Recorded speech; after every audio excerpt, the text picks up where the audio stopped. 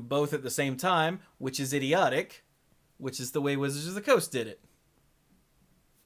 But I'll rant about that once the show for real starts.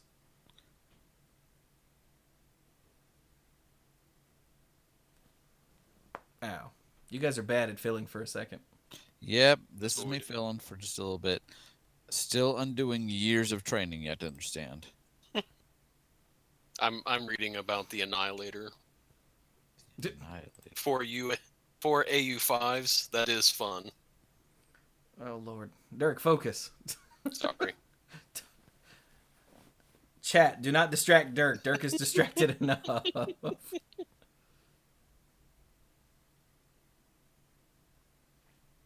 Hot cross buns. Hot cross buns are a real thing? I thought it was just like a beginner's learning the piano thing. What is a hot cross bun? Hot cross I think bun. it's exactly how it sounds. It looks like they're rolls with some glaze and an X on top of them. Yeah. Or, okay, maybe not glazed. A spiced sweet bun, usually made with fruit, marked with a cross on the top, traditionally eaten on Good Friday in the United Kingdom. Oh. Oh, the United Kingdom and various other places. Oh my god. So wait, the hot cross buns is actually like cross as in Jesus? I think that's what it implies. I'm learning all kinds of weird stuff today. The only thing I know about it is when you're learning to play an instrument, it's like hot cross buns. It's the easiest progression you can learn. So. Oh, Wolfie threw 1, 2, 3, 4, 5, 6 bits and said, "Accept my apologies." It's fine. Just don't distract Dirk during the show. Dirk is all about that distraction squirrel. Squirrel? What? Where? I thought. Yeah, this Friday is Good Friday, which is and Phineas lives in the future, so yeah. No, I think it is a thing in the U.S. Yeah, it says U.S. here. I am just not of that persuasion. I think it has to be some select areas are probably where it's much more known. Probably. We unfortunately live in a place where you're either in the Bible Belt or you're either part of the Kool-Aid or you're not. And most people associate with the Kool-Aid here. I'm one of the rare ones. Hot cross buns. Anyway, let's do the show. We've been recording for 3 minutes now. Okay. Oh, it's a Catholic thing. There you go. Oh, okay. Once again, we're not in that area. Yeah, Mike is. That'd be up in the Northeast. Carrie was raised Catholic, but does she know hot cross buns? I don't know. Should I ask her? I mean, not right now. No, we got to do a show. But... No, we got a show to do. All right, here we go. Oh, it's not a Catholic thing. Piccolo, make up your damn mind. Dang it, man. He's like, it's a Catholic thing. And then like 2 chats later, oh, no, it's not a Catholic thing. What? So I won't ask Carrie. Okay, here. I mean, Carrie's just smarter than all of us, so she'll probably be like, yes, duh. Yeah, that's a good point. Okay, here we go. Starting the show for real. Ow, jam. Hello, everyone, and welcome to the Mana Pool. This is episode... Did I not change the freaking episode title number? I didn't. I highlighted it earlier and then forgot to change it. There we go. This is episode 587 of the Mana Pool. And, yes, I'm Chewy. Hello. And I got these other dorks. Hi, I'm Brian. I'm the lead rambler. I'm interrupting Brian. Oh, nothing makes sense anymore. We can't leave our house. Mike is missing, like Mario. You know, I'm not even sure what to do with myself anymore. I don't think I'm even going to interrupt anybody, unless it's unintentional during previews, because I have to talk about all the cards. Don't you dare talk about my cards. They're mine to talk about. And I'm Dirk, the self-proclaimed greenest man alive Maybe and I'll the moral interrupt compass after of the all, I'm group. not And no, sure. you will not interrupt me. And that's my montage. Oh my god. Mike may or may not join us later. He had stuff to do, and then he had to go and do more work. Because Mike has one of those positions where he's salary, so they don't care how much he works. They don't pay him any extra. And so Mike worked his ass off constantly late nights and whatnot before he was working from home. Now he doesn't even have the, all right, I'm done, I'm going home, because he's just at home. Yeah. So poor Mike. I get the feeling he's being taken advantage of. Mike works very hard, so. And he's not here to be like, well, no, it's my choice. Yeah, shut up, Mike. You're not even here. Ah! So yeah, hopefully he will show up later, but it's hard to say. Now, for those of you watching the video version, you'll notice that the little light up rings are gone to tell you when we're talking, and that's because Discord has an update, and it doesn't work like that anymore, and it looks kind of like ass. So, yeah, we just don't have that anymore. Apologies. But here, for those watching on YouTube, this, was it this one? This is what it would look like. And that's awful, so we're just going to turn that off. Now, if you'd like to know what that looks like, people listening to the audio version, jump to, about 6 minutes and 50 seconds-ish. And you'll be able to see how awful that looks. Now... And then go watch the stuff on YouTube anyway, because it's better that way. You get to see what we're talking about. Now, so previews, right. So, Wizards of the Coast, in their infinite capacity for bad decisions, decided to start Ikoria Lair of Behemoths previews, and then right slap in the middle of those previews, they switched gears and previewed Commander 2020 all in a weekend. And then went back to Ikoria previews, leading to a ridiculous amount of confusion about what's in the set, what's not in the set, what's in standard. Because remember, this is like the year of the Commander, or I don't remember what the marketing term they used was, but there's going to be Commander products like out the ass this year, and this is just the first one, and it's tied in with Ikoria. So, yeah. On this episode, we are not going to repeat WotC's harebrained decision and preview stuff from both at once. We're just going to do Commander 2020 because we're recording this on Thursday the 9th. So, as of, I think tomorrow, as of this recording, tomorrow I think the entire Ikoria set will be out. So next week we will just hit that hard, and probably the week after, because it's not like we get a pre-release episode to talk about. Right. We could do a live recording of the of the yeah. So no. yeah, let's get to it. Now, there are, as I found out, I've paid zero attention to this because I'm not going to buy any of the Commander sets. And I was just working under the assumption that there were still 4 decks, because that's what it's been for the last several years. And then, no, it turns out there are 5 for some reason. And of course, it's cropped awfully on, oh, there we go.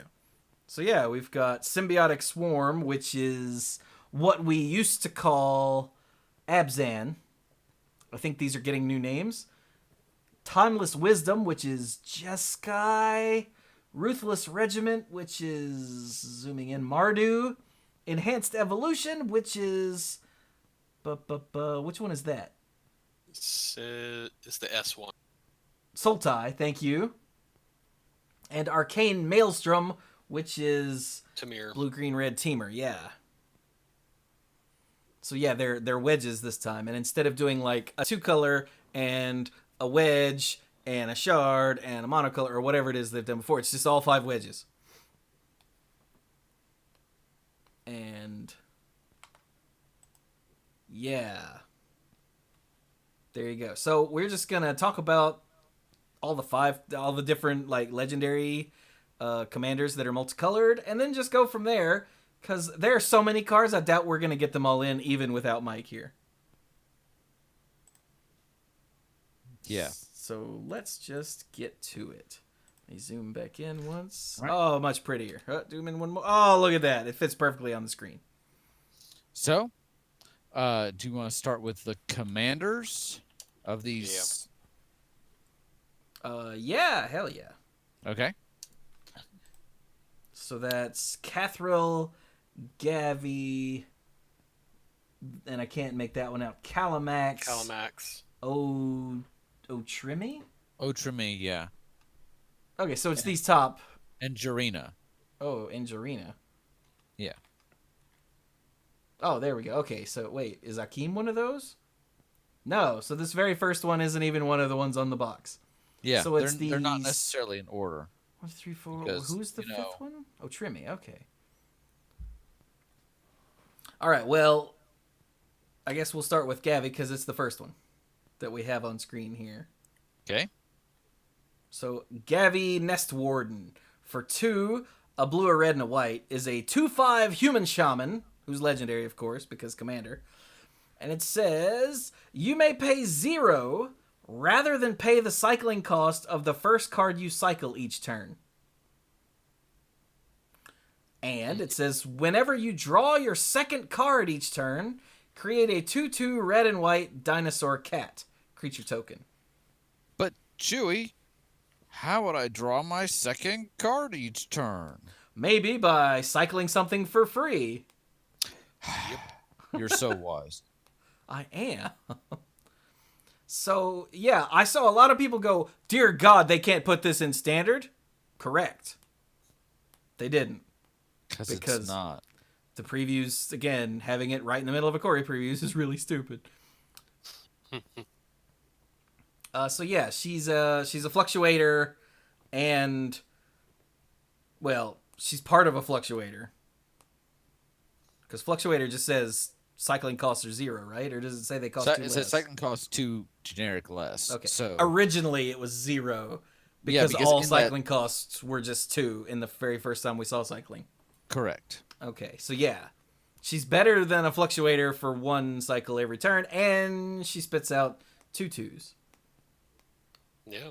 If she's out, if you cycle anything, you're guaranteed a creature. Well, if it's on your turn, yes. Yeah. Yeah.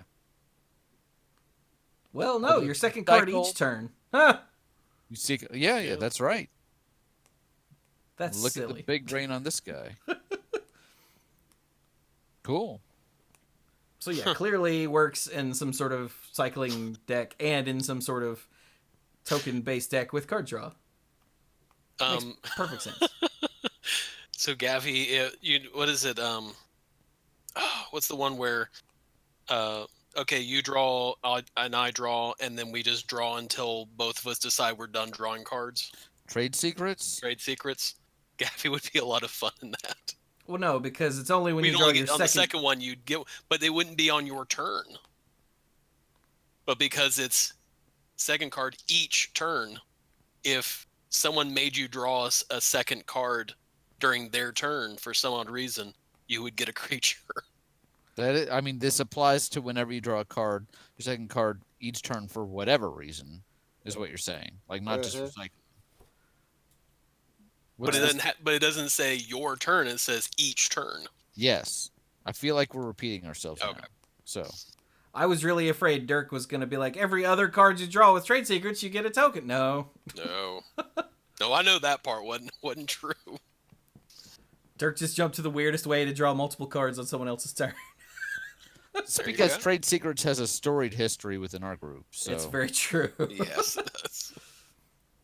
Yeah, I'll go again. Yeah. I'll draw more. Yeah. Don't ever trade secrets with Mike, everybody. don't ever. No. Either that or always Trade Secrets with Mike. Depends on what you're going for. Accurate, yeah. All right, so But I like doing trade secrets with Mike. I usually win. Isn't Trade Secrets banned in Commander? I feel like if it's not, it should be. But I feel like it is. I have no idea. right. So, next up, we have Jarina Kudrow. Not Lisa Kudrow. This is her sister. Let's say. So, somebody read that. Okay. So, Jarina Kudrow. For 1 and a, what did we say, a Mardu, a red, a white, and a black. She is a legendary 3/3 human soldier. When she enters the battlefield, create a 1/1 white human soldier creature token for each time you've cast a commander from the command zone this game. So obviously, if she's your commander and you've cast her a couple times, great. You'll keep getting more each time. Or even if she's one of your other 99, just track how many times you've cast your commander.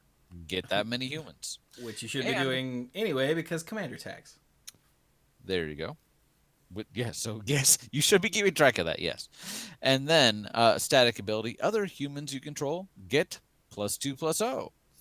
And, anytime I've wondered, like, is that really a big effect? And then Mike plays the stupid werewolf that flips, yeah. So +2/+0, every creature getting a free bone splitter is pretty important. Yeah, she does just hand out bone splitters, doesn't she? Yeah. Jesus. You get a bone splitter. You get a bone splitter. You look like you need a bone splitter. That's not a personal judgment. Pinball Witch threw 10 bits and said, but what if it had 2 more power? Now, it does say each time you've cast a commander from the command zone, meaning it works with things like the partner things, which, if I remember correctly, those will come up again here shortly. Right? Aren't there a partner with down here? Yeah, there are. So there I like that they worded that so that it's completely clear. Like, it's not, well, which one, though? No, it's a commander. Good. Nailed it. So, yeah, play her with humans, I'm guessing. That I think that's better. She may have a place in Auric's deck, but I think the jury's out on that. Although, she does have black in her cost, so you could play the, oh god, was it Conspiracy? Was that the original one? That was the original one, the mono black enchantment. Yeah, they changed all your or added creature types to all your creatures. Yes. Or you could just play her, since there's black and red in her cost, you could play her with any number of sacrifice outlet decks where you're just looking to make a bunch of humans and then sacrifice a human. Like you do, because evil video games and all that. Yes, video games and comic books do turn you into Satanists. That's how that works. That's true. It's made by the same people that make Dungeons and Dragons, right? No. Labyrinths and monsters. All right, let's keep going. Dirk, tell us about Calamax. Calamax, the Storm Sire. For 1 green, blue, red, so Timur is an elemental dinosaur. That's a 4/4. Whenever you cast your first instant spell each turn, if Calamax the Storm Sire is tapped, copy that spell. You may choose new targets for the copy. And whenever you copy an instant spell, put a +1/+1 counter on Calamax. So it's kind of interesting that a lot of cards that care about instants also care about sorceries. This one, not so much. This one's a little more specialized. She's just like, hey, sorcery? Who needs that? I'm picturing the GIF that has been applied to everything now, where there's the guy walking with the girl, he's looking at another girl, he's like, yeah, and the other girl's like, hey. That's Brian. That's not a GIF. That's not a GIF? Okay, no, meme? GIFs the way you're meaning are usually selfie? Animated. I don't know these terms for these kids. I think the words you're looking for is funny picture. Is that what they're called, chat? I'm pretty sure that's right. But anyway, instance, yes. And again, this says each turn, including during your opponent's turn. As long as you cast the spell. And also, It doesn't say whenever the first ability triggers. It says whenever you copy an instant spell. There are a lot of ways to copy spells in Magic. Mm. So, Yes. I mean, it is possible that you could copy it some other way and get a surprise counter. Just say, not that that's very practical, but it's worded in such a way that it doesn't matter if Calamax copies the instant or something else does. Right. He has that built-in way to do it, but he is by no means the only way to do it. My recollection is whenever we played Plane Chase, wasn't there a plane that did this? Probably. Whenever you cast a spell, copied that spell, you may choose new targets for it. That sounds about right. So anytime you did that, you would get a counter. If that's stacked, if you had that and Calamax, would you get 2 +1/+1 counters? I don't see why not. Calamax was tapped, yeah. I mean, that's really the only restriction. So Yeah. Also, for the record, he's a big electrical stegosaur. I'm in. there you go. I don't even care about the rest. He's a big electrical stegosaurus. I'm all over it. Well, if you love big electrical stegosauruses, certainly you like nightmare insects, right? I mean, most insects to me are nightmare insects. So... Yes. This is not a spider, or well, I'm not really sure what this is. This is Cathril, Aspect Warper, for 2 and a white, black, green. That's Abzan, for those of you in the know. Is a 3/3 nightmare insect. When it enters the battlefield, put a flying counter on any creature you control if a creature card in your graveyard has flying. Right? Easy enough. Repeat this process for First Strike, Double Strike, Death Touch, Hexproof, Indestructible, Lifelink, Menace, Reach, Trample, and Vigilance. Then put a +1/+1 counter on Cathril for each counter put on a creature this way. Whoa. Mm-hmm. Also, keep in mind, you know what this doesn't say? Put a flying counter on any other creature you control. Oh, it does say on any creature you control, yeah. Yes. So you could totally make a giant, crazy, awful just Cathril and not even spread the love. Yes. Or you could spread the love and make other things also terrifying. Yes. And there will be situations where you will want to do either of those things. So. Huh. That's a pretty cool little thing there. Yeah, I thought so It too. is a terrifying thing right there. Yeah. I wouldn't look too closely at the art. If you want to That sleep too. tonight. Blah. So that's 4 of the commanders. All right, and the last one was Otrimi the Ever Playful. He's so cute. What am I He's looking- gonna Oh, he's murder upside down. Oh, that is Yeah. cute. Aw. Bleh. What's he Except do? he looks like a mini Nicol Bolas in the head. Oh, dang it, Dark. Now I'm never going to not see that. Don't talk smack about our playful little nightmare beast. All right, so Otrimi the Ever Playful for 3, a black, a green, and a blue is a 6/6 nightmare beast with trample, and whenever this creature deals combat damage to a player, return target creature card with mutate from your graveyard to your hand. And it has a mutate cost of 1, a black, a green, and a blue. Which seems pretty So cheap. It can, for 4 mana, it can have haste, almost, sorta.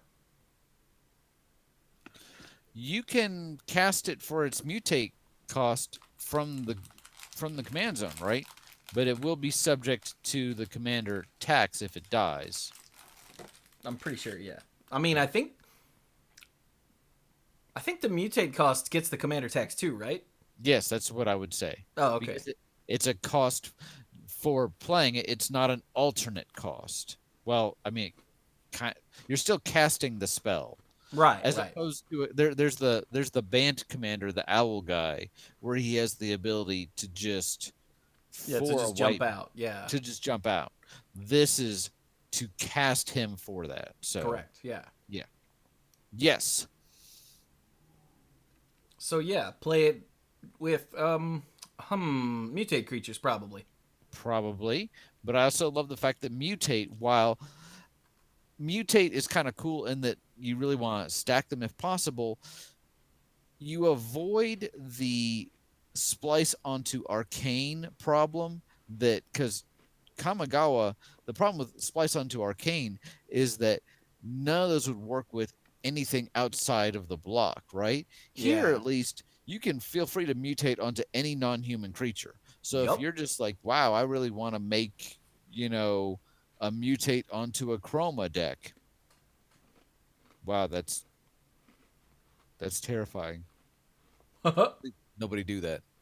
But you can build your own monster, so to speak. And yes, they definitely go better when you put them together, but it's not an absolute requirement. So, haha. The good news, Akroma is not in this deck. Correct, because Well- this deck doesn't have white in it. Yes, especially 3 white.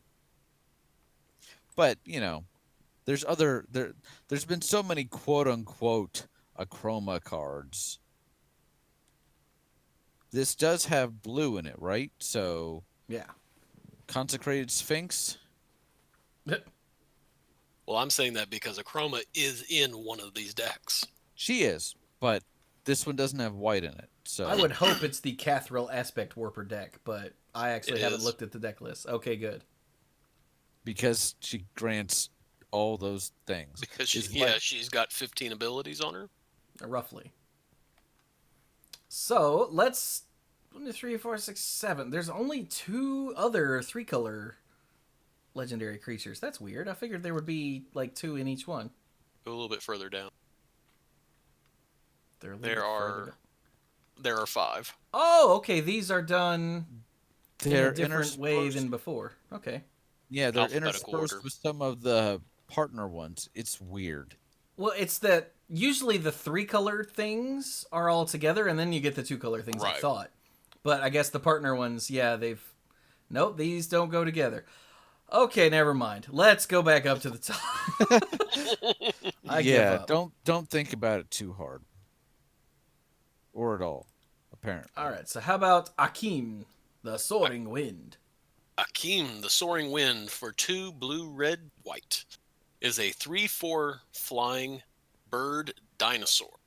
That feels kind of ironic to me. Kind of redundant. Kind of redundant, yeah. All right. So what Akim says: whenever you create 1 or more tokens for the first time each turn, create a 1/1 white bird creature token with flying. For 3 blue, red, white creature tokens you control gain double strike until end of turn. I don't think I had read this one. I felt like I Holy read crap. all of them. I don't feel like I read this one. Fun with tokens, everybody. Huh. This is the one with Gavi.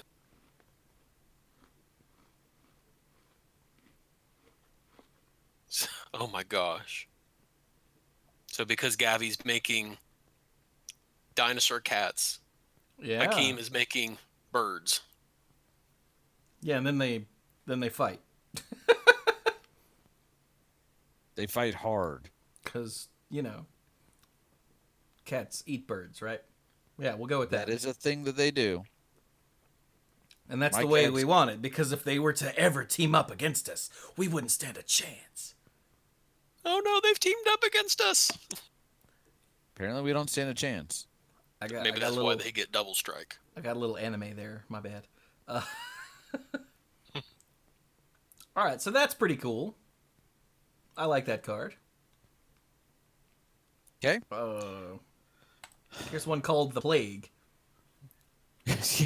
Okay, so we changed the death corona, but we haven't changed the plague. We can't change everything. So, Kelsey, I think the Plague is probably okay. There's lots of plagues. Hmm. there are lots of plagues. This is not specific. I have not read this before, so I'm going to do this directly off the cuff. Kelsian the Plague, for a red, a white, and a black, is a 2/2 human assassin with vigilance and haste on a 2/2. Okay, he gets +1/+1 for each experience counter you have. Hey, I really liked the commander decks with experience counters Hey, that look came at out a while ago. And then he deals 1 damage to target creature you don't control. When that creature dies this turn, you get an experience counter. So he collects bounties and he keeps getting better. He's leveling up, so to speak. I like it. That's really cool. Yeah. And since I've been playing Skyrim, and I'm not a human, but I'm a kitty assassin. So I'm not an assassin yet, but I haven't figured out if I'm going to do the Dark Brotherhood yet. Okay. But As anyway. a cat person, I gotta ask, kitty assassin, are you a cat that's an assassin, or are you assassinating cats?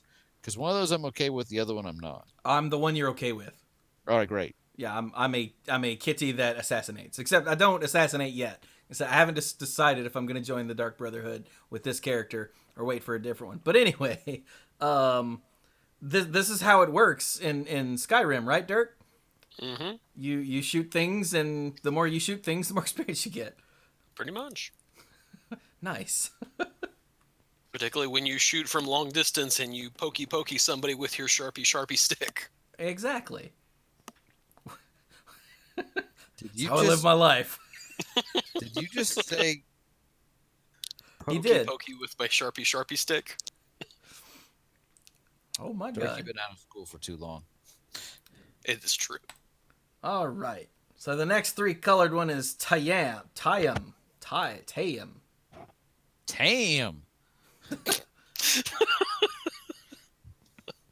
I'm sorry. Tayam Luminous Enigma. For 1, a white, a black, and a green, is a legendary nightmare beast. It's 3/3. Each other creature you control enters the battlefield with an additional vigilance counter on it. Okay. That's neat. And then they worded that the same way as the old additional +1/+1 counter. For some reason. Oh, because of the next ability. For 3 mana, and remove 3 counters from among creatures you control, put the top 3 cards of your library into your graveyard, then return a permanent card with converted mana cost 3 or less from your graveyard to the battlefield. Mike's not even here. What? This is a weird card. So, okay, it gives free counters away, and then you remove counters to dump stuff in the graveyard, and then get 1 back. Notice it doesn't say one of those 3 cards. It just says something in your graveyard that's a permanent that's cheap. Right. So you can't really whiff. Unless you didn't have anything in your graveyard in the first place and you're hoping to. But if you built your deck right, you surely will. So whiffing is probably not really a thing with this guy. Shouldn't be. That's interesting. Yeah, and in black, white, and green, you can. There's plenty of ways to get all that other stuff back to hit people in the face too. Oh, I see why. Because that's in the Cathril deck. So it's okay to get some of the little stuff back as long as you put something big into the graveyard with lots of abilities on. Because when that thing enters the battlefield, yeah. Yeah. So they work well in the same deck with one is the commander and one is not the commander. Which is, hey, that's how it comes fresh out of the box. Yes.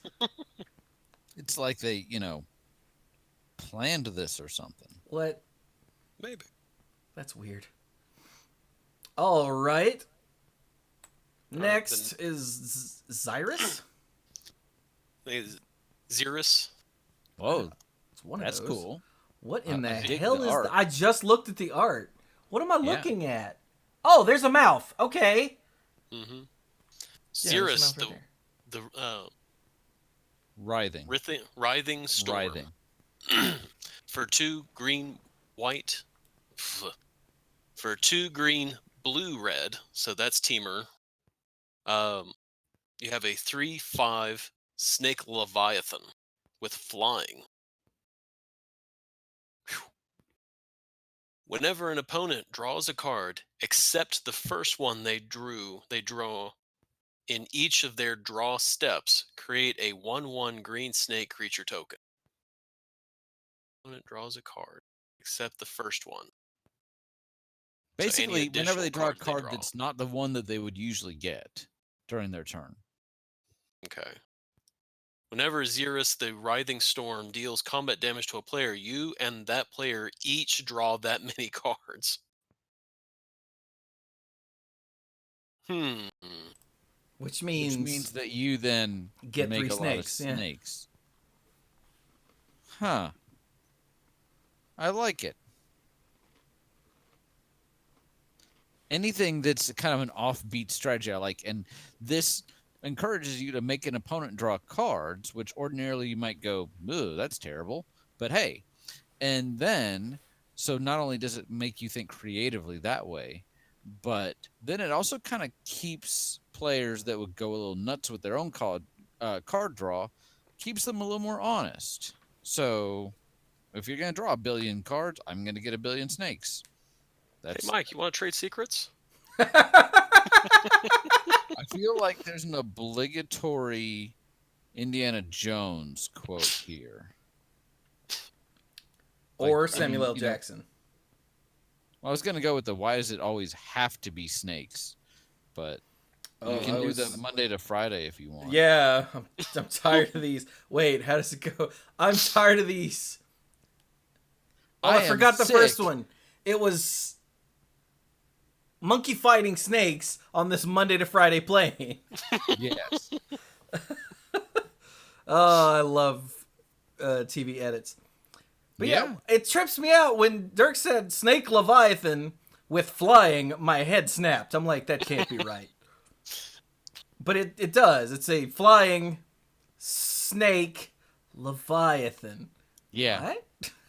What? When it hits somebody, it drops snakes off of it. You know, I think I was already thinking of the Teamer deck, but I think this kind of pushes me over the edge. So yeah. All right, Neat. and there's only one 3-color one left. Is this one me? If you want it, we're not going in any particular order. Fair enough. All right, then this is Zaxara the Exemplary. For 1, a black, a green, and a blue. It's a legendary Nightmare Hydra. Okay. With Death Touch, it taps to add 2 mana of any one color. What? Okay, whenever you cast a spell with X in its mana cost, create a 0/0 green Hydra creature token, then put X +1/+1 counters on it. It's an X cost lord. And it's a 2/3. But it's not in red. Which is like the most obvious place to put an X cost lord. At least in my head.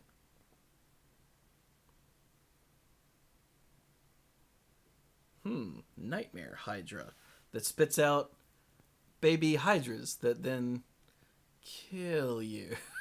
Would you say that those hydras are falling from the sky like hail?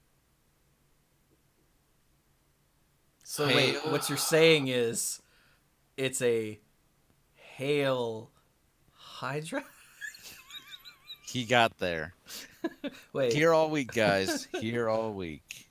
That is a double face palm. If it's both just of a my double, hands we're are on not my doing face, it right. I'm shaking my head going, oh my gosh. You know you love it. Pinball Wedge through 10 bits and says, it's raining snakes. Hallelujah. It's demonetized. No, that's pretty great. Yeah, it's definitely the ex-lord, such as it is. That's tripping me out. All right. Oh, and these are reprints. Okay, so all we have left are the partner. I Yeah. think these So all I have really like. partner, right? So should we talk about them with their partners? Yeah, yeah. Okay. So how do you want to find the multicolored one first or the monocolored one? Oh, are they monocolored? Yeah. So there's every Oh. multicolored one partners with a monocolored one. Oh, I did not Get know a that. three-color combination. That does For make sense. Yeah. Okay. so So, all right. Somebody read Paco all right. or Paco, and So I'll go find Halden. Paco, Arcane Retriever. So He's a good boy. For he's a good three, boy. a red and a green is a 3/3 elemental hound. Partners with Haldan, avid arcanist. Paco has haste.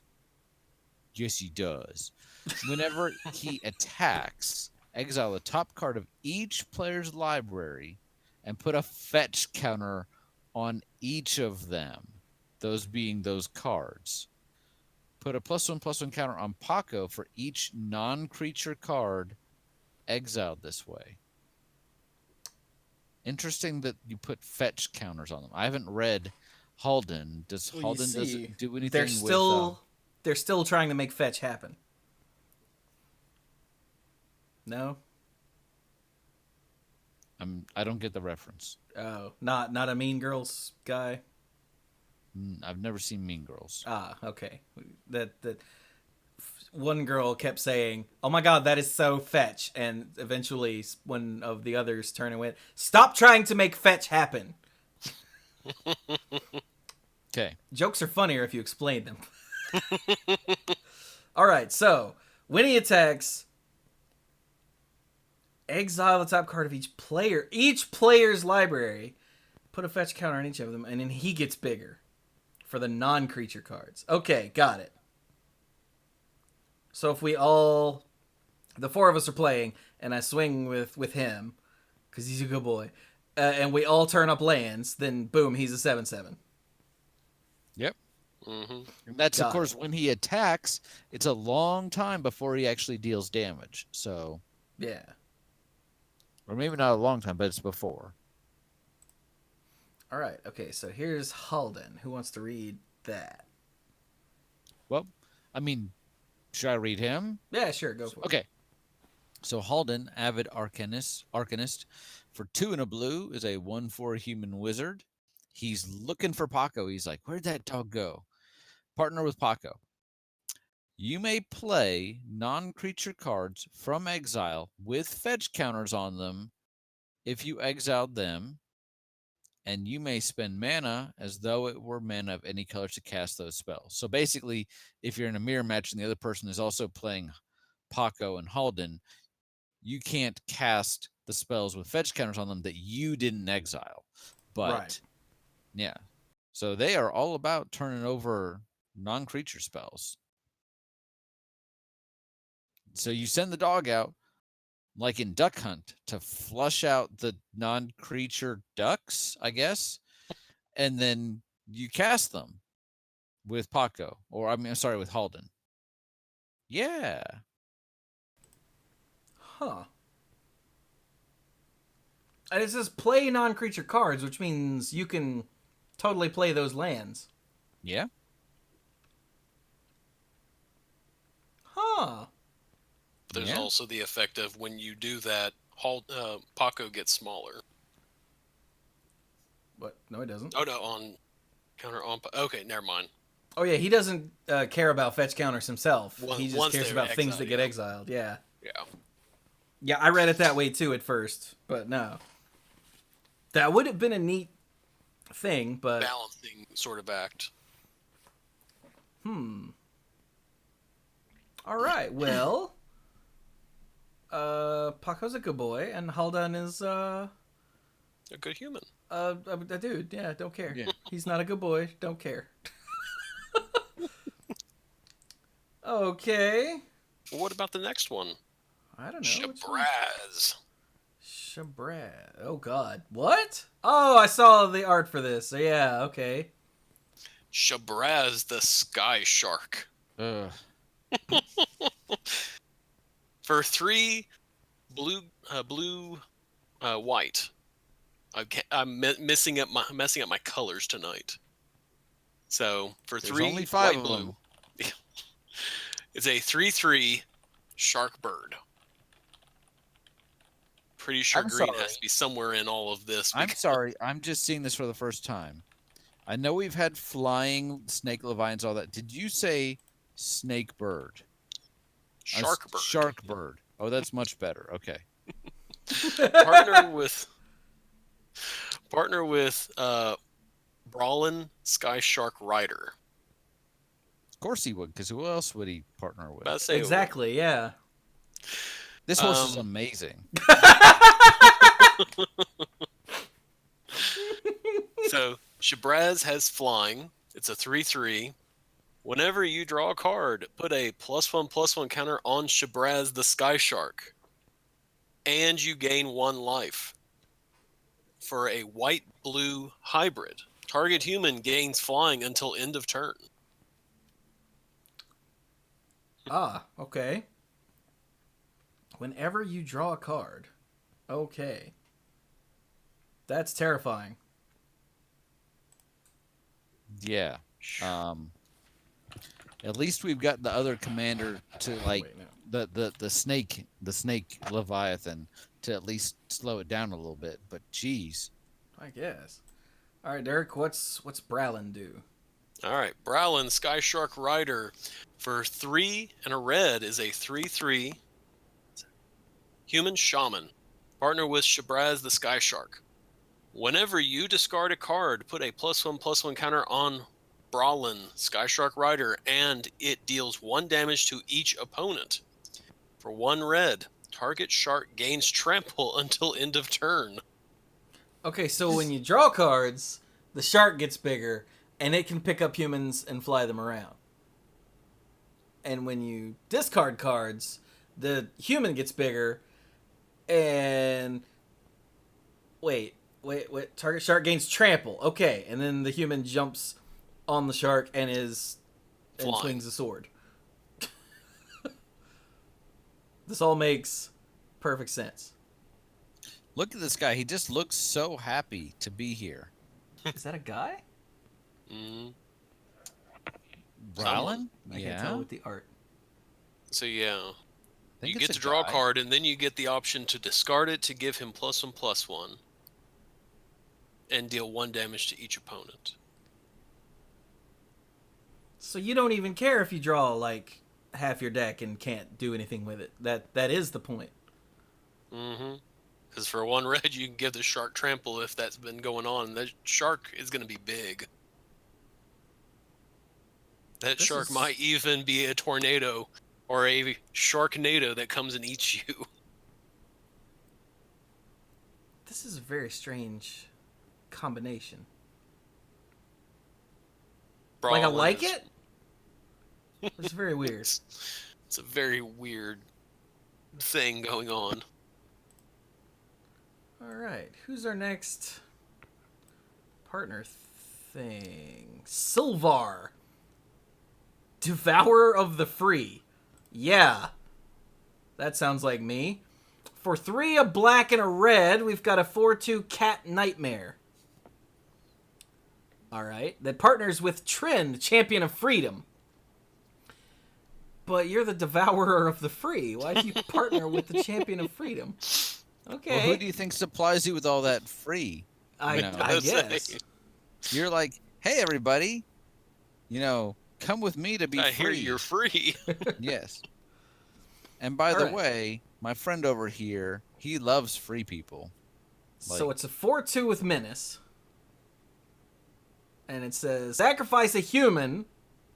Put a +1/+1 counter on Sylvar, Devourer of the Free. It gains indestructible until end of turn. And there's no mana cost associated with that. No, just jump on, nom on a human nearby and feel better. Silly humans, you can't even mutate onto them. What good are they for? Right? Oh yeah, food. Okay, so let's go. That's got to be the white one, right? Yeah. Trin, Champion of Freedom. For 3 and a white is a 3/3 legendary human soldier. Partner with Sylvar, Devourer of the Free, of course. At the beginning of your end step, if you attacked this turn, create a 1/1 white human soldier creature token. Why do these partner together? Like, mechanically, I get it. But flavorfully, I don't get it. I don't know. I still see the champion of the free being like, "Come with me, friend. You're liberated." And they're like, "Yes." And she's like, "Oh, by the way, go see my friend over here." So it's almost like she's made a deal with the devil, so to speak. Or with the Nightmare Cat. Yeah, and she's got to keep feeding the Nightmare Cat. Hey, have you heard my cats when you haven't fed them? No, you haven't, because I keep them fed. Not with people that you know of, but still. So I guess, It- okay. Pinball Witch pointed out that... What? Shut up, Derek. Pinball Witch pointed out that Champion of Freedom should have been in quotes. Or maybe just Freedom. Trin, Champion of Freedom. Dot freedom. Yeah, Champion of Freedom from this mortal coil. Freedom. All right. All right, so But what yeah, were you if going to say, could Dirk? If you could just attack the turn before, then you get the human, and then you essentially have that loop of, you sacrifice human, your cat, the nice pretty cat gets to attack, and since you attacked, you get another human. Yeah. And you just keep this little cycle going. Seems good. Plus, the cat keeps growing. Yeah. Alright, so what do we have? 1 left? 2 left? 2 left. All right. Ukima, Stalking Shadow. What the heck is going on in this world? What the heck? I mean, I saw the name. I'm okay. 1 a black and a blue and a black for a 2/2 whale wolf. I'm sorry, the Simic have nothing on these guys. Oh! He's a werewolf. I couldn't figure out what you were talking about. I'm like, it's just got a weird tail. What? Oh, whale wolf. It's a whale tail. Wolf. Oh, it's No, wearing Darth, thong. It's not a werewolf. It's a whale wolf. Get it? Is wearing a thong. So anyway, Right. whale tail. Partners with Cazur, Ruthless Stalker. This can't be blocked, so that's cool. When it leaves the battlefield, it deals X damage to target player, and you gain X life, where X is its power. Oh, Okay. that's Cazur. cool. I feel like Cazur would be in green. Is that right? That is correct. I don't think that's how you say it. Cazur? Maybe? Cazur, Ruthless Stalker. This guy right here. For 3 and a green is a 3/3 human warrior. Partners with Ukima. Whenever a creature you control deals combat damage to a player, put a +1/+1 counter on that creature.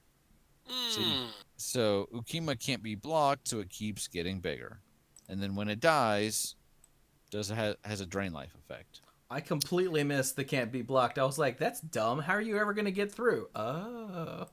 Because they can't block it. Because can't be So- blocked. Yeah. That's pretty cool. And then the bigger it gets, then when it dies, it drains more life out of them. Yeah. Mm-hmm. All right, one more. All right. Yannick, Scavenging Sentinel. For 2 green, white. Is a 3/3 Hydra Beast. Wait, Hyena. no. Or Hyena Beast. Sorry, my bad. So partner with Ikoria, Layer Scavenger. So Yannick has Vigilance. When Yannick Scavenger Sentinel enters the battlefield, exile another creature you control until Yannick leaves the battlefield. When you do, Distribute X +1/+1 counters among any number of target creatures where X is the exiled creature's power. Huh. All right, so this So it one. knocks some other creature out cold and takes their stuff and gives it to your other creatures on your team. Looks that way. Because, like, in the art, it's a hyena beast that's, like, carrying an axe or something away. So it, like, clonks them on the head, takes their stuff, and runs it out to the rest of your team. Okay, I like it. What is this called? Partner with Nikara. All right, Nikara's black, Nikara's right? in black. Yeah. Nikara is in black. That's So the one we haven't done Nikara, yet. Layer Scavenger, for 2 and a black, is a 2/2 human cleric, partners with Yannick, Scavenging Sentinel, has Menace. Whenever another creature you control leaves the battlefield, if it had 1 or more counters on it, you draw a card and you lose 1 life. Aha! That's So you spread out those cool. counters. Yeah. And not to mention, if this is out and then you play Yannick and the creature that you exile had some kind of counter on it, Oh, it This says leaves the triggers. battlefield. It does. Ah.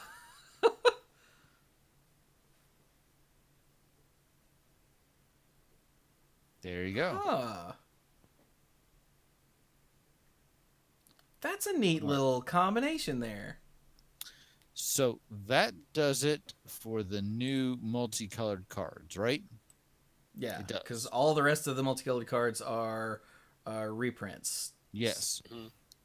So, should we go ahead and try and finish up these monocolored cards? There's still a lot here.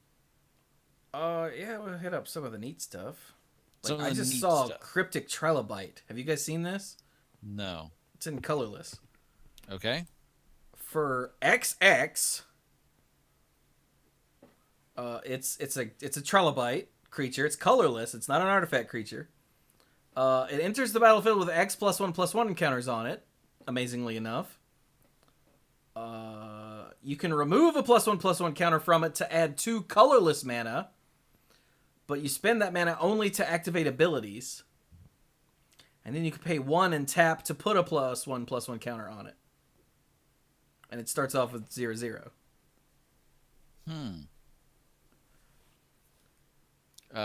It's weird. Well, I yeah, feel like there's it's some a way to cryptic do trilobite. completely silly, but That's huh. So you spend mana now to get more mana later, and it has a recharge. A very slow recharge, but a recharge. Yeah, but Okay. it's 1 in a tap, and you get 2 colorless mana out of it. The only thing is it can only be used for activate abilities, so you can't cast something. Yeah. you can't use this to like power out an X spell to be like, okay, and fireball everybody to death.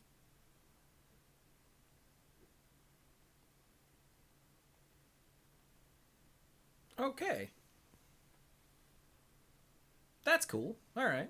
I just thought, I think we have to talk about the Manascape Refractor too, Okay. because I saw people losing their minds over that. Manascape Refractor for 3, it's an artifact, so obviously it's 3 generic.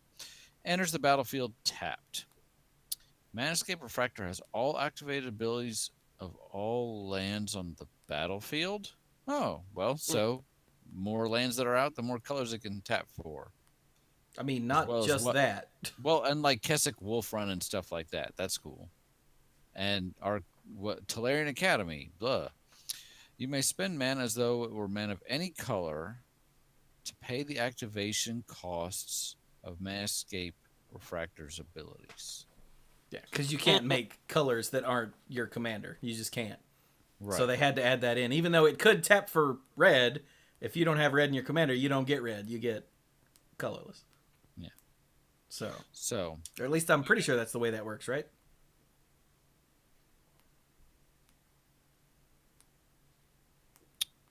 I think that's right.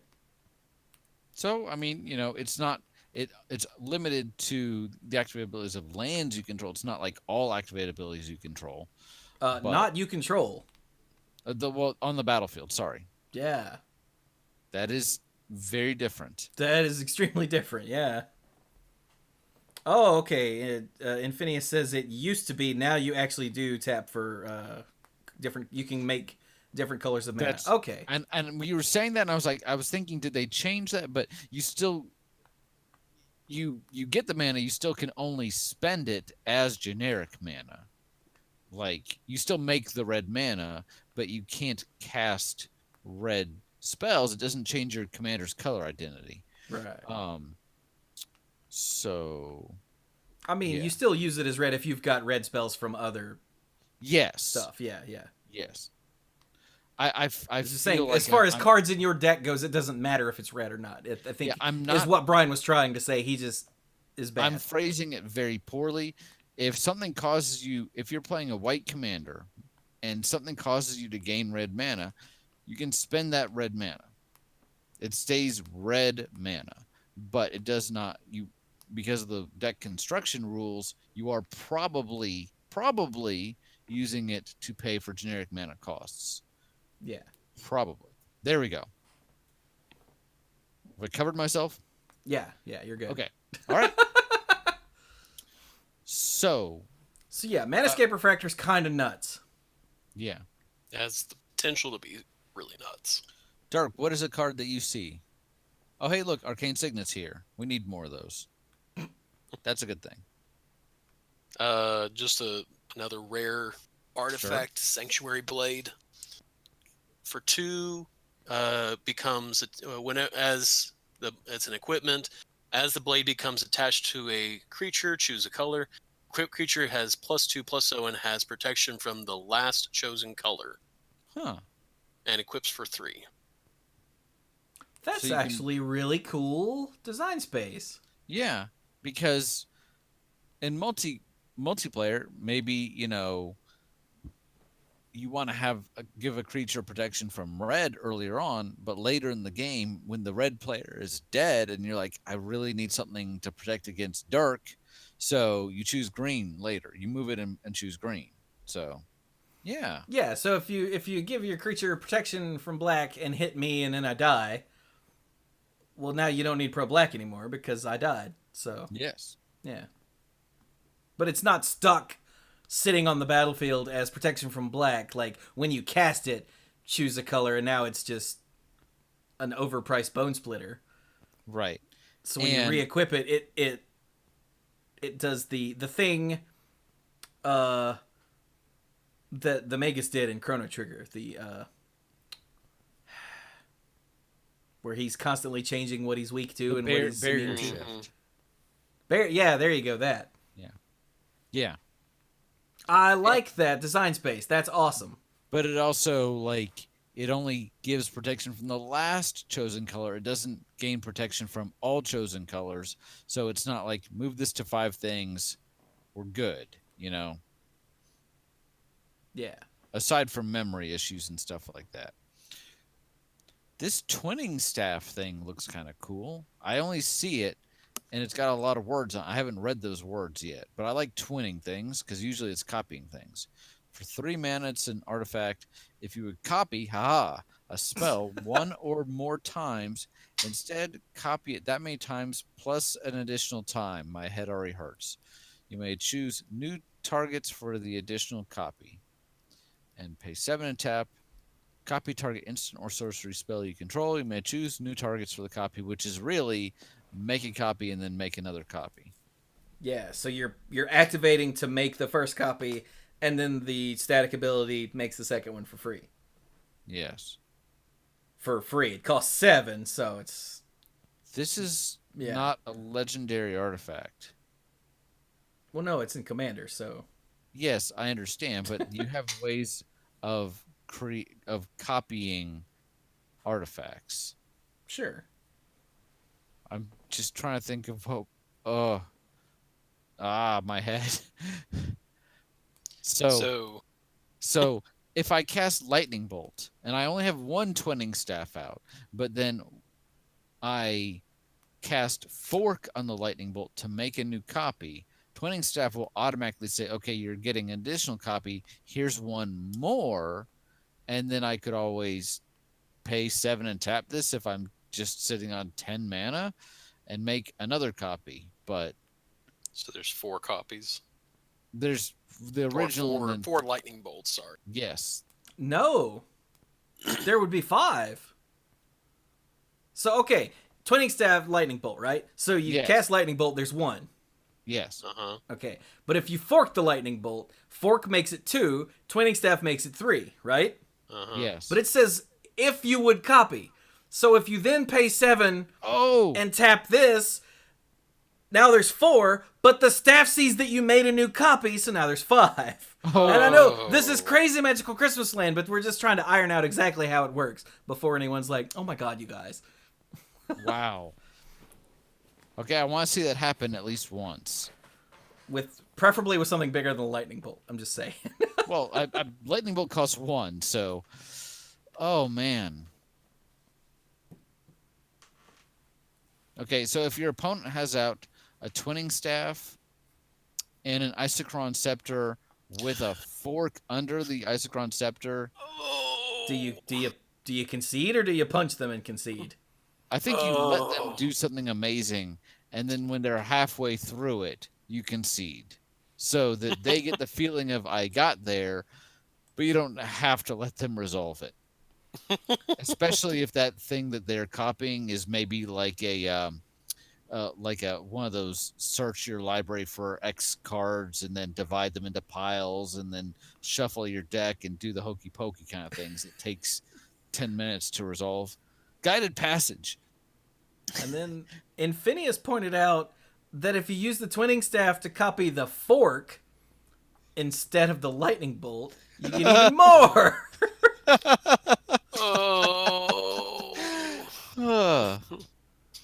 Okay. Hang on, I have a response to that. Ah! Okay.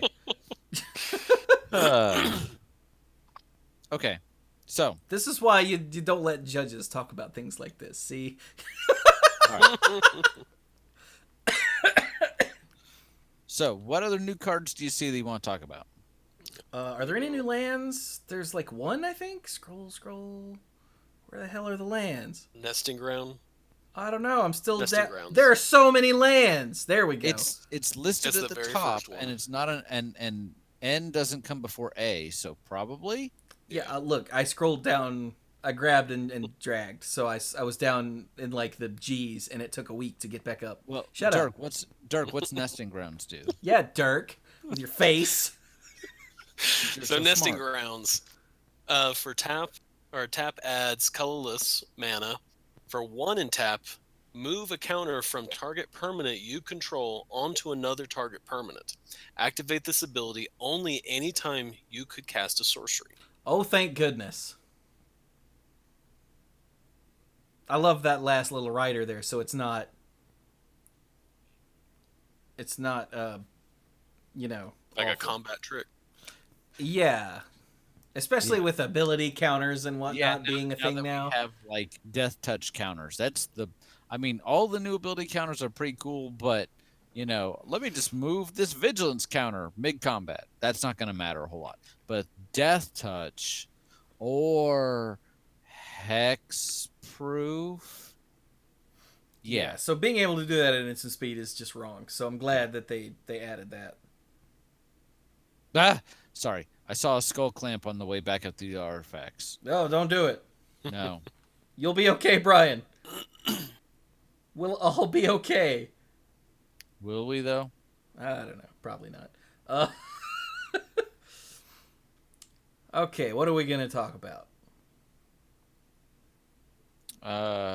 What in the hell is... Okay, hang on. I'm in white. I just saw the art for Vitality Hunter. And I'm like, what? It looks like a horse, but it's got 4 arms.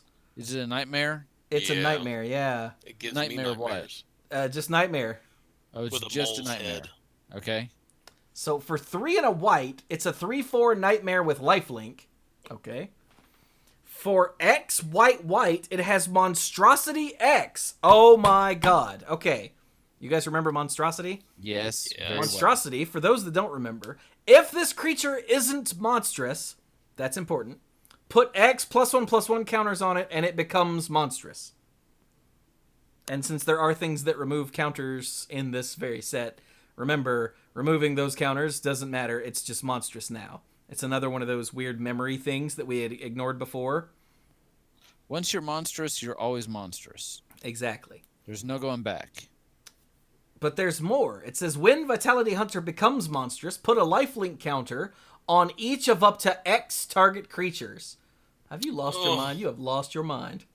Oh my gosh. You know how Essence Sliver was everybody's favorite sliver? Yeah, the one that made me concede more times than I'd like to admit. Yeah. This is... How Huh. appropriate for a nightmare. This is bizarre. I can't stop looking at the art, and I think that's the mistake I'm making here. Let's talk about... So wait, monstrosity, that's a sorcery speed thing, right? No, I think it's... I honestly feel like don't remember. It's speed. Hey, the Infinius, dragon. you're still in here. The stupid dragon that had monstrous and became ridiculously big. Could you do that, like, in the middle of an attack? It's monstrosity sorcery speed, or can you do that whenever? It is instant speed? It's been so long that it's fallen off. Yep. That's awful. Instant speed. That's wrong. That seems like one of those things that he put that rider text on, but I guess not. Huh.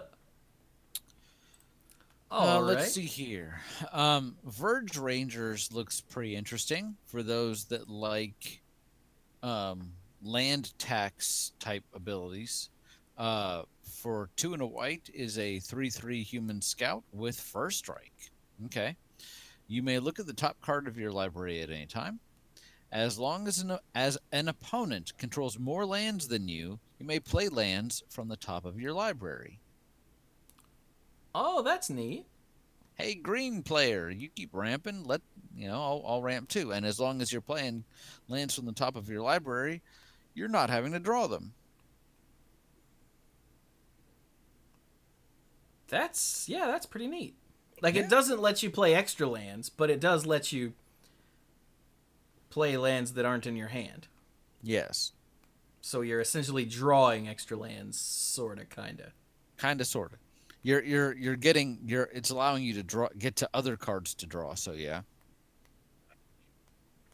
Oh, Volrath Bane in chat said, you remember when Adapt came out and everyone called it instant speed monstrosity? Until they were reminded monstrosity was always instant speed?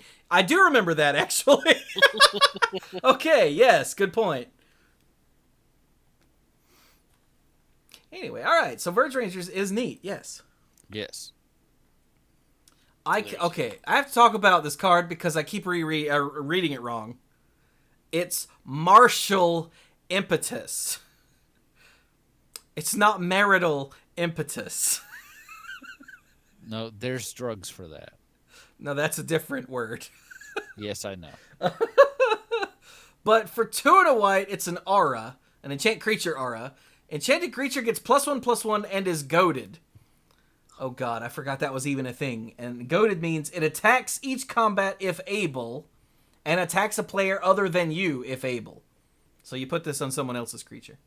Right. And it says whenever enchanted creature attacks, each other creature that's attacking one of your opponents gets +1/+1 until end of turn. Oh my god. You really don't want to attack me. I promise you. Attack somebody else. I'll make it worth your while. Wow, that's really cool.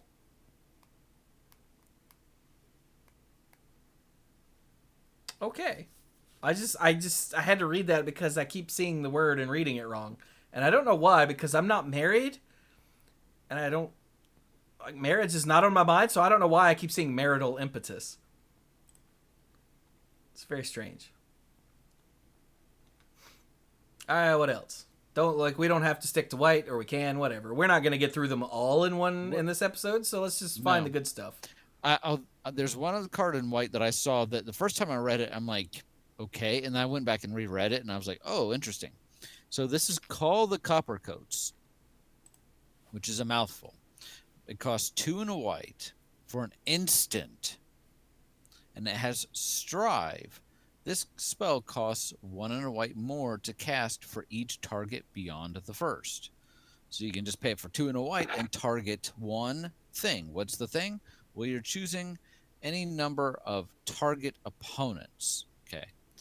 Create X 1/1 white human soldier creature tokens, where X is the number of creatures those opponents control. Huh.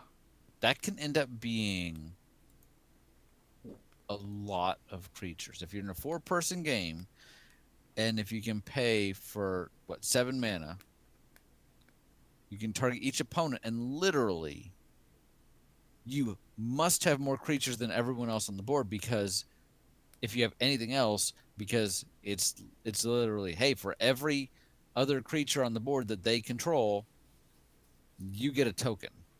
A 1/1 token, but still. Now it says opponents. You cannot target yourself because you can't be your own opponent. That would be silly. You would need to see a psychiatrist for that, I think, or a psychologist or something. There's not a card in here. Okay, there's not.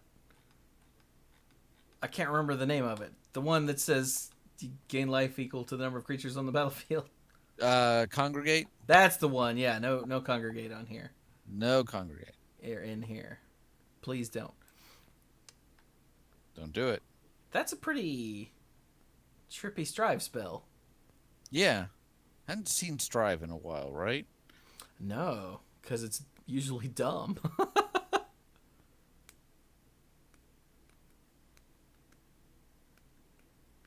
All right.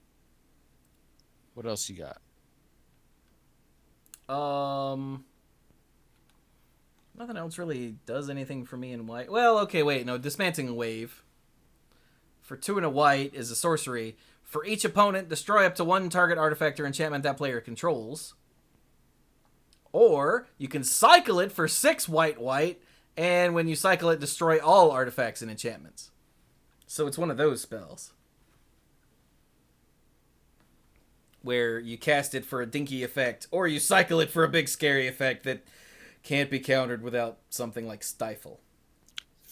Like the decree. Well, the decrees were still big effect, cycle for a minor effect, but yeah, I seem to remember this being a thing before, but I can't remember what those were called.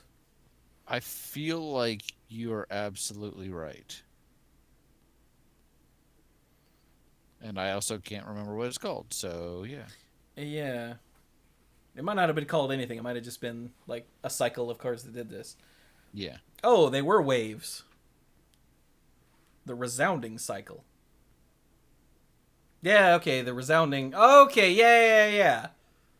Oh god, I can't think of what any of them did off the top of my head. Gatherer. Hang on. Resounding search. Resounding roar. Target creature gets +3/+3, or the giant 3-colored cycle. Target creature gets +6/+6. Yeah, there we go. Resounding wave. That's the one you were thinking of, Infinius. That's right. Okay. Yeah. Cool. Okay. All right. So, what else we got here? Let's see. Here's a card in blue. It's called Decoy Gambit. Mon Chéri. For 2 and a blue. Oh my It's god. instant. For each opponent, choose up to 1 target creature that player controls, then return that creature to its owner's hand unless its controller has you draw a card. Oh, it's a new twist on the browbeat thing. The Punisher cards. Bounce your guy or let me have some cards. That's actually that makes more sense in blue, I think. Well, okay, if it's draw a card, it makes more sense in blue. Yeah. Probably more relevant in some ways than Browbeat. So, and you're getting to pick like the creature that they would have to bounce. So, okay. That's really cool. Huh. Look at the art on Ethereal Forager. That's a big flying whale, isn't it? Yes. Straight out of Fantasia, or Fantasia 2000, except it looks like this one's vomiting. It does look like it's having dental problems. Like, all right, really. So for 4 blue, it's a 3/3 elemental whale, which is terrible, but it has delve because of course it does. So if you don't remember delve, each card you exile from your graveyard while casting the spell pays for 1. So you could have a 3/3 flyer for blue if you exile 4 cards. Yes, which means they're gone from your graveyard, so you don't have any chance of recurring them. Right. Or do you? So when Ethereal Forager attacks, you may return an instant or sorcery card exiled with Ethereal Forager to its owner's hand. Oh. I thought you were just being stupid, but no, you were actually reading ahead. For once, yeah, that's one of the only ones that I've actually read ahead. That's it does not say a card exiled by or exiled by a card named Ethereal Forager. It's this copy. Yeah, so if you cast if it dies and you get it back to your hand and you cast it again, you cannot grab any of the original batch of cards. Yes. Like that's actually fairly important. Because anytime a card says its name, it means this instance of that card. Right. And in fact, even if that card is blinked, it's not. Yeah. The game sees it as a different object. Yeah, so if someone goes, okay, blink it, and you attack with it next turn, no. Nope. But hey, for the chance to get that stuff back, it's pretty good. That's neat. Yeah. All right. Is Dirk back yet? Dirk is not back yet. Nope. Okay. Uh, So we have to talk about the Eon Frolicker because Pinball Witch will actually kill us if we don't. Okay, haven't read this one. For 2 and 2 blue, it's a 5/5 elemental otter. Oh yeah. With flying. So 5/5 with flying for 4. When Eon Frolicker enters the battlefield, if you cast it, target opponent takes an extra turn after this one. Okay, so there it is. Until your next turn, you and planeswalkers you control gain protection from that player. Oh. So hey, look at the cute free turn. That's really cool. And sorry, it isn't Frolicker, it's Frolicker. So Eric Froelich mentioned this on Twitter, and I see it too. Like, it seems like Eric Froelich should have been the one to preview this for obvious reasons. Yeah. But no, it's the Eon Frolicker. That makes a lot more sense. I'm like, Frolicker? Like, is it gonna do stuff to my hair? Frolicker, I get you. I see what you did there. But no, it's Frolicker, one who frolics. I don't know what. I literally just put that together live on the show. And Pinball Wedge threw 10 bits and said, Otter! Because, of course she did. This is really cool, though. So it's a highly undercosted threat. Yeah. And you give another player a turn, and they can't touch you. Yes. And you still get to keep your 5/5 with flying. Yeah, that's so cool. Yes. Dirk, we're talking about the Eon Frolicker. What color is that? Blue. Blue. It's next to the whale with mouth problems. It's Eon Frolicker. Oh, it's another otter. yeah, but like okay, so don't read it out loud, but read what it does and tell us what you think because it's ridiculous. While Dirk does that, here's the musical stylings of Nobody because demonetized. Doot doot doot doot Huh. doot doot doot doot doot That's doot. fun. That's funny. Like that's really cool. That is. All right, what else we got? Um. da- da- da. Oh yeah, there's a cycle of cards, one in each color. It looks like that says if you control a commander, you can cast the spell without paying its mana cost, and they're all something simple. It also looks like there's a cycle of impetuses. That doesn't surprise me. Yeah, the white one is creatures you control gain indestructible. The blue one is counter target non-creature spell. The black one is exile target creature. That's neat. Hmm. The red one is you may choose new targets for target spell or ability. It's called Deflecting SWAT. I like that. And the green one is prevent all damage to be dealt this turn by creatures your opponents control. So it's creature fog. Okay. By creatures your opponents control. So it's so you can still. It's a one-sided. No, it's a not me fog. It's called obscuring haze. So you can block stuff and then watch as everything else dies. I like it. Yeah. All right. And you said there's an impetus in each color. All right. So wait, are they all the same? What was the white one?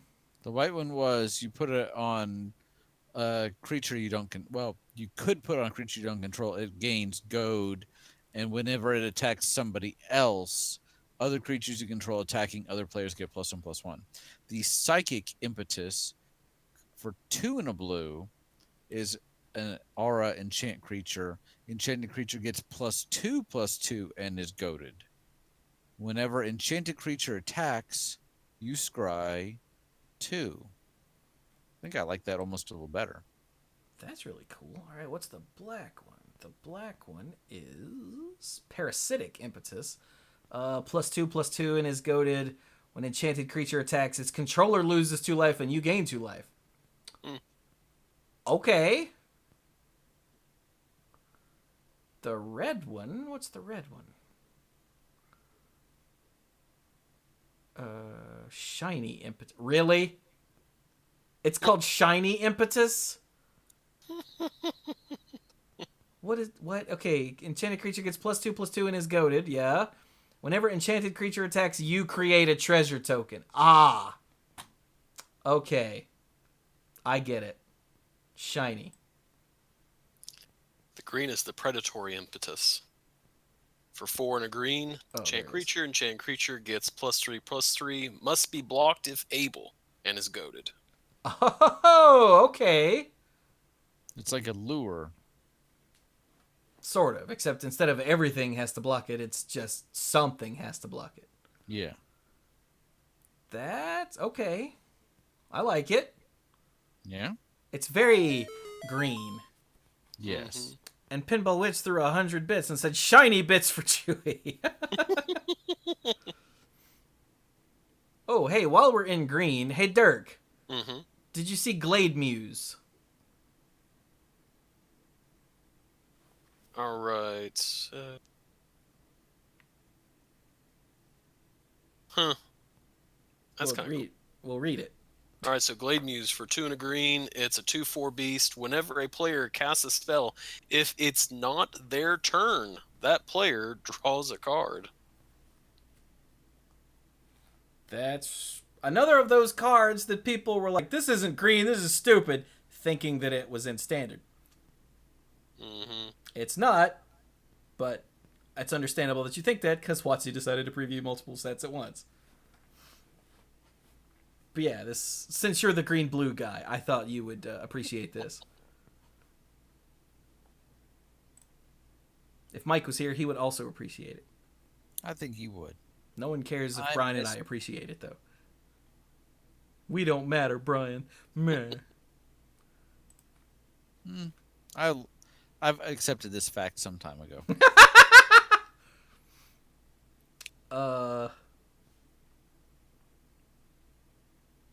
All right, what else?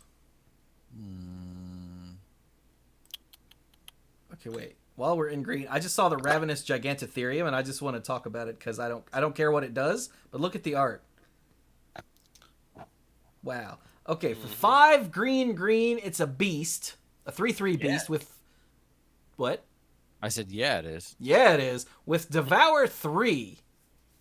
So remember, as this enters the battlefield, you may sacrifice any number of creatures. This creature enters the battlefield with 3 times that many +1/+1 counters. Excuse me, trying to get all that out of one sentence. Didn't work. Right.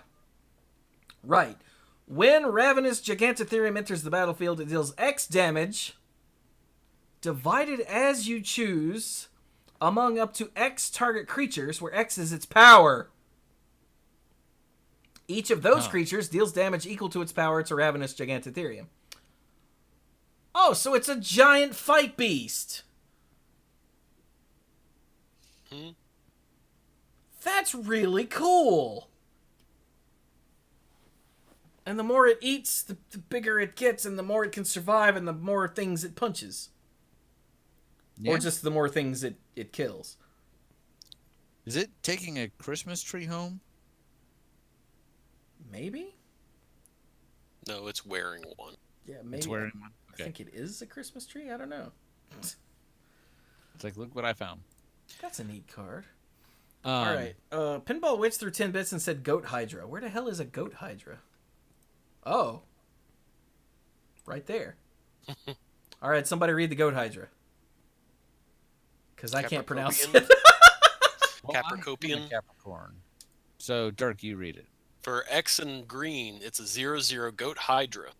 Capricopian enters the battlefield with X +1/+1 counters on it. For 2, put a +1/+1 counter on Capricopian. Then you may reselect which player Capricopian is attacking. Only the player Capricopian is attacking may activate this ability, and only during the declare attacker's step. Huh. Okay, so rules question. If I go to attack Brian, and he pays 2 and puts a counter on it, and says, no, you're attacking Dirk, can Dirk pay 2 and put a counter on it and say, no? I mean, it's not like it's triggered. So, yeah. Oh, okay. Pinball Witch said the Goat Hydra's name in development was Hot Potato Beast. So that is how it works. Okay. So everybody just pay mana while I sit back and watch my Goat Hydra grow. Yeah. Because it cannot attack its controller. Yeah. Right. That is actively hilarious. So just everyone count up your mana. Who's got the most? All right. I'm not attacking you first. I am attacking you first. But at some point, is it not just better to let it hit you? I guess before it gets to, 10. I mean, you can still block it, and it doesn't have any built-in trample or anything. like Yeah. that. Still, I really want to put this on an empty board and then just go swing at you and see See what happens. See what happens and who poops himself first. Because those +1/+1 counters don't go away. That means if it survives round 1, round 2 might be even more interesting. Plus, it's a Goat Hydra. It's a goat with 3 heads, and each head has just magnificent horns. Mm-hmm. This is terrifying. So I'm in black, and I found a card, and I'm like, this feels undercosted. Now I realize you give up some control with this, but Dredge the Mire. For 3 and a black, it's a sorcery. Each opponent chooses a creature card in their graveyard, Put those cards onto the battlefield under your control.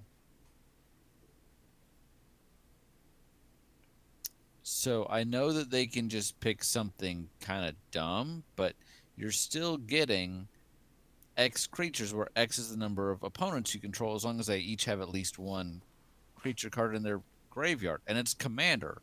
Yeah, there aren't that many just pointless dumb creatures hanging out in graveyards. Yeah, even if it's a secure tri-builder, I'm like, sure, I'll take that. And the flavor text says, fortunately, the reanimation spell just missed the long-dead colony of dung scorpions. Huh?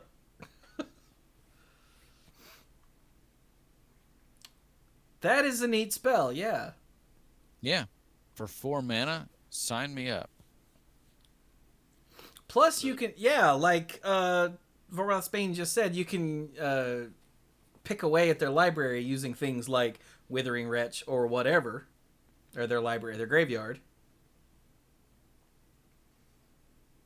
Yeah. And yeah, so that they only have certain choices. Yeah. Kind of sort of almost like the mimeoplasm deck, where you're like, okay, I want to make sure there's something good in there, so leeching off the opponent's graveyards. I like it. Oh, I like it. One I was reading that I really like is Titan Hunter. Titan Hunter? It's what in color is black. that? Black? Okay. Mhm. I haven't gotten down there yet. What to do? So Titan Hunter for 4 and a black. It's a 4/5 human warrior. At the beginning of each player's instep, if no creatures died this turn, Titan Hunter deals 4 damage to that player. For 1 and a black, sacrifice a creature, you gain 4 life. That is... Huh. She wants things to die. and She gets is- The She is picture really is her bloodthirsty. with this chainsaw-looking sword, and her palm facing you, as to say, "You're either gonna pay me with money, or you're gonna pay me with pain. Well, look at the But I'm flavor gonna get text. paid one way or the other. Look at the flavor text. Monster or human, my rates are the same." Jeez, cold-blooded. Cold-blooded. I really like her terrifying weapon, though. Yeah. Mhm. A big chainsaw. It's not a sword. I don't know what it is. It looks like something like a DLC weapon from a Monster Hunter game. hmm More like a pole arm. Yeah. Yeah. All right. Chat Do you need a says sword or It'd be a saw? more of a broadsword, but Why not both? Chat says we should read Netherborn Altar because it's a nifty commander card. I looked at it. It's kind of interesting. All right. For Right 1 above. and a black, it's an artifact. Okay, colored artifacts. That's a thing we can do these days. Tap, put a soul counter on Netherborn Altar. That's the cost. Tap and put a soul counter on Netherborn Altar. That's the cost. Put your commander... Wait. Put your commander into your hand from the command zone. Then you lose 3 life for each soul counter on Netherborn Altar. Oh, it's a way of getting around the commander tax with mana and paying for it with your soul. Yeah. But this doesn't take very long to start getting... Like real expensive, Yeah. life-wise. But So- if you're gaining enough life through various means, it's actually not that big a deal. No. Yeah. And hopefully your For a commander while. isn't dying so much that you're needing to do this all the time. Yeah. That's really cool. hmm Okay. Thank you, Magnus. Huh. So I just found another card. Ooh, what is it? Lava Brink Floodgates. I bet that's red. It is red. I don't know how I would have figured that out. Don't you love cards that use doom counters? I do. For 3 and a red, it's an artifact, but it's a red artifact. It has 2 abilities. One is an activated ability, tap, add 2 red mana. The other is a triggered ability. At the beginning of each player's upkeep, that player may put a Doom counter on Lava Brink Floodgates or remove a Doom counter from it. Okay. Then, if it has 3 or more Doom counters on it, sacrifice it. When you do, it deals 6 damage to each creature. That's amazing. Yeah. So people can either, like, Say, help let's out. destroy the world. Yeah, they can either help out and, like, start shoring it up, or they can walk by and knock some of the supports out. That's really cool. And I love the fact that until it's ready to pop, it's like a super mana battery. So, Yeah. I mean, 2 red is nothing to scoff at. I do think this is one of those things where if you're like, there are too many weenie cards that are running around right now. We need to clear the board.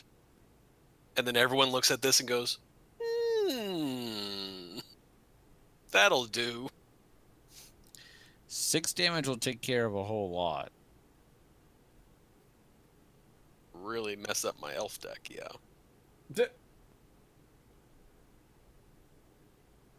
All right. That's cool. Yeah, I saw that and I'm like, It was either going to be that or the ant. The ant? Oh. Agitator Ant. All right. For 2 and a red, it's a 2/2 insect. At the beginning of your instep, each player may put 2 +1/+1 counters on a creature they control. Goat each creature that had counters put on it this way. Goad. Sorry. Sound like you said goat. My bad. He's still hung up on the goat hydra and its majesty. Amen. But so this is kind of interesting because, well, first of all, it clarifies that with goad, they're only goaded for essentially a round, like until your next turn. So it's not forever, because otherwise that would be, in this case, that would be a memory issue, where you don't have something like the enchantment. But this is kind of some interesting politics in play, because you might say, all right, this is at the beginning of your instep, each player. So it's not at the end of each player's instep, but still, each player has this opportunity, including you.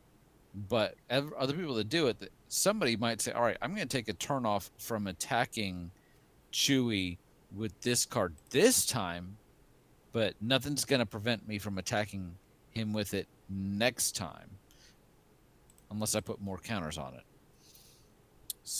Interesting little politics here. Yeah. Not want that thing to bite me. Mm-mm. That looks like that would leave a wicked sting. Lord. All right. So there's a giant word salad on a couple of these cards. I want to read Spellpire Phoenix because it's a phoenix. Sure. And the last phoenix I read was Alar in Hearthstone, and it's just awful. So, Spellpire Phoenix for 3 red is a 4/2 phoenix with flying. When it enters the battlefield, you may return target instant or sorcery card with a cycling ability from your graveyard to your hand. Oh. Nice. And at the beginning of each end step, if you cycled 2 or more cards this turn, return Spellpire Phoenix from your graveyard to your hand. Oh, that's awesome! Wow. The only way that would be cooler is if it had haste. Because as it is, you have to replay it and get a cycling card back and then hold it and then attack with it next round. Well, still. And then it dies and you cycle 2 cards and you recast it and get one of them back. All right, yeah, it's cool. I like it. I think haste might actually make it cost 6. Yeah, Maybe probably. 7. But yeah, that's a really cool like rebirth effect. Every Phoenix they print, it's like, how are they going to do it this time? I like that one. Yeah. All right. Oh my god. Can I read another one? Sure. I just saw the Surly Badgersar, and I that's just so noticed me. that one too. Like, that's so me. I missed that. So for 3 and a red, it's a badger dinosaur. Yes, and it looks like a cross between a badger and an ankylosaur and a nightmare I had once. Buh. But okay, Sounds about right. it's a 3/3. Whenever you discard a creature card, put a +1/+1 counter on it. All right. When you discard a land card, create a treasure token. All right. And whenever you discard a non-creature, non-land card, Surly Badgersar gets pissed off and fights a creature you don't control. Huh. Well, it says up to 1, so you could choose to have it fight nothing. So it's not like you're locked into it. That's good. That is... Huh. That is indeed quite He's so surly. I mean, I think I like it, but it's like Badgersar, go home. You're drunk. You're drunk, yeah. It's like, if he discarded an enchantment, I will whoop your ass. Like, dude, chill. It's like, he discarded a land? Here's $1. Why would you... Why would you ever do that? Don't you know how upset that makes me? And yeah, and remember, hang on, let's go find some reminder text. Wait. When you're cycling something, you discard it. Yes. That's important. Dude, there's some neat stuff in here. Was there anything in green that we didn't talk about? That we wanted to? Or blue? Or any color, really? Like, obviously we're not hitting them all, but... I think I'm probably good at this point, so... We're not hitting them all, but... You let me know if you see anything. Okay, wait a minute. Hey, Dirk, did you see selective adaptation? I was looking at that. That's got a lot of text on it. I'll read it though. What color is it in? Green. Green. Selective adaptation for 4 and 2 green. It's a sorcery. Reveal the top 7 cards of your library. Choose from among them a card with flying, card with first strike, and so on for double strike, death, touch, haste, hexproof, indestructible, life, link, menace, reach, trample, and vigilance. Put one of the chosen cards onto the battlefield, the other chosen cards into your hand, and the rest into your graveyard. Okay, wait. So you reveal the top 7. Mm-hmm. And then you pick one that has each of these abilities. One of them goes on the battlefield, the rest in your hand, and then the ones that you didn't pick out of those 7 go to the graveyard. That's... Okay. Yeah. So let's say in those 7 you've got 2 with flying, 1 with menace, 1 with lifelink, 1 with reach. 2 with flying, lifelink, menace, reach, and then 2 that are lands, let's say. Mm-hmm. So one you of the pick flying and the 2 lands would go to the graveyard. Yeah, so you'd pick the lifelink, the menace, the reach, pick the 1 flyer you want, and then the other flyer and the 2 lands or creature, whatever the other 2 were that didn't have any of these, would go to the graveyard. Then you pick one of those first 4 to drop straight to the battlefield, and the others go in your hand for you to cast later. Yep. Okay. Like, there's a lot. That's a giant word salad, and because of the long list of abilities, it's like, wait, what? Okay. That, and for 6 mana, that's pretty neat. Mm-hmm. I wonder which deck that's in. Spoilers, it's in the insect deck. Oh, what's the name? Cathril. Almost certainly. It's gotta be. Otherwise, it's dumb. You know what? I gotta go double check that. Because if it's not, that's really dumb. Deck list. What was it called? Selective something? Selective adaptation. Yeah, there it is. Okay, good. You done good, WotC. You done okay. There's Slippery Bog Bonder. Slippery Bog. That's a green one. What's that do? So for 3 and a green, it's a 3/3 human druid with flash and hexproof. So it's probably in there too. When Slippery Bog Bonder enters the battlefield, put a hexproof counter on target creature. Then move any number of counters from among creatures you control onto that creature. Whoa!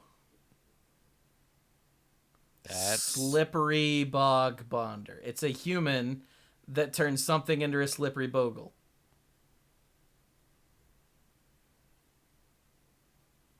So when it says counters, that means the assortment of ability counters too, correct? Yeah, because they're counters.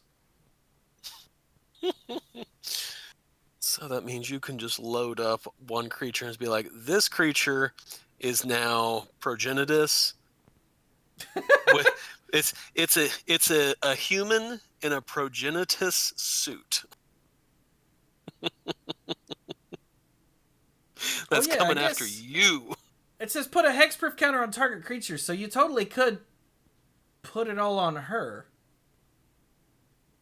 Because it doesn't say another target creature. If you really wanted to. Mm-hmm. Huh. I like the way that the human in this art and the little bogle thing on her shoulder are dressed to match each other. Aw. Yeah. That's adorable. I'm gonna throw up. All right. Sounds like we're winding down here. I think we're probably done. I think that's all the big things we see. Yeah. I mean, obviously. Oh, yeah. Wait, no, that wasn't it. Yeah, there were all kinds of stuff. Like, there's this weird human warrior that looks like a freaking Nazgul ninja. I don't know. That's weird. What is that called? Species specialist? Yeah. What's it do? 2 black for a 2/3 human warrior. As it enters the battlefield, choose a creature type. Whenever a creature of the chosen type dies, you may draw a card. Whoo! Play that with goblins and draw your deck. Ding. In blue, is there anything else?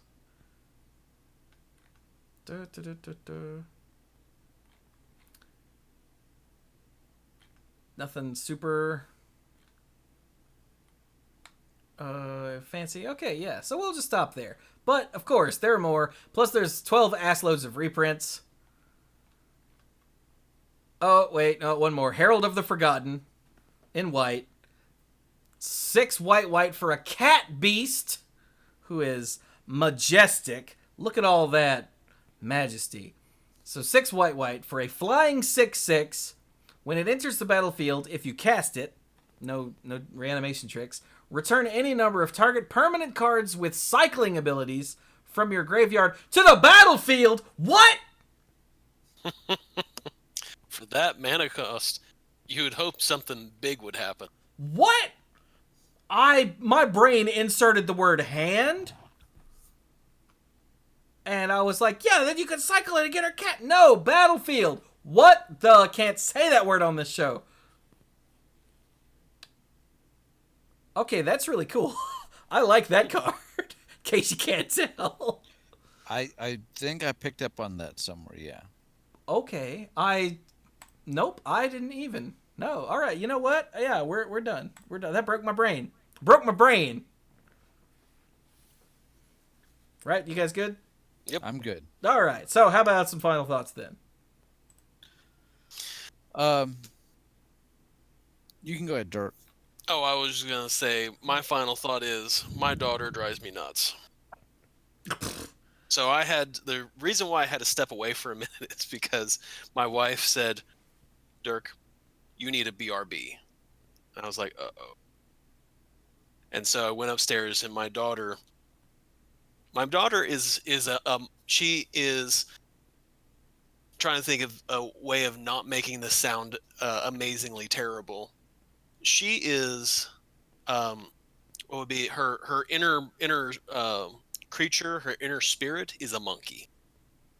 Because my daughter likes to climb on things. Oh God. Chelsea went upstairs to go and check on her, and when she touched the handle to her door, it felt slippery. Uh-oh. And then when she went in, she found that my daughter had put something all over her face. Oh no. Is this and had a can of air freshener is this worst in her case hand. scenario? So what it was, she had gotten diaper cream. Oh, and put okay. all over her face. I was afraid it was diaper filling. Well, there's only a certain amount of stuff that can actually go in, like that's accessible for her to get. So there was one point where we had found that she had put, it was a Vicks Vapor Rub on her face. Oh. So yeah, we've she constantly finds the things that were like, okay, you do understand you are not allowed to touch this. And she goes, oh, really? And so that was me. When I said BRB to the guys, it was a case of, oh no, what did my daughter do this time? It wasn't the boys that I was worried about. It was most definitely her.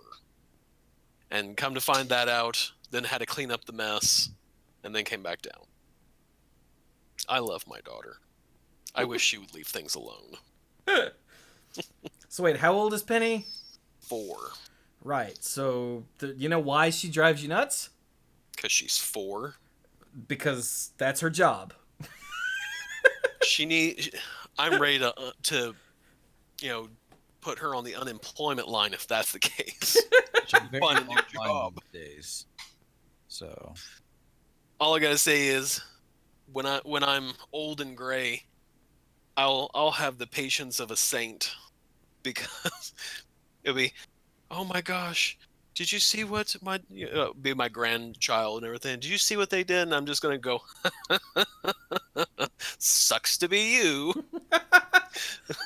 Are they hurt? No? Don't care. You deal with it. It's not my responsibility anymore. Parents' greatest revenge. Oh yeah, it's, saying, telling your child, I hope you have a child just like you, so you understand why I was the way I was. Yeah, it's the mother's curse. What was that, an old Bill Cosby bit? It still holds up. Mm-hmm. But yeah, that's sort of my final thought on all of this is, oh my gosh, what has my daughter done now? Diaper cream. All right. Mm-hmm. Like I said, at least it wasn't diaper filling. My old man loves to tell a horror story about my cousin Gary back when, like before I was born, about it all over the walls and the face and the hair, and yeah. Well, I mean, it's better than what happened with my brother. Apparently, my parents came home, or that they had walked away or done something, and my brother had gotten his diaper off and had decided to paint the hallway. Yeah. But that diaper had a present in it, and the words that came out of my dad's mouth were the thing that was on the wall. Yeah. See, that's what I was afraid of. When I was like, oh no, not the diaper cream. It's not so bad. Yeah, fortunately, she's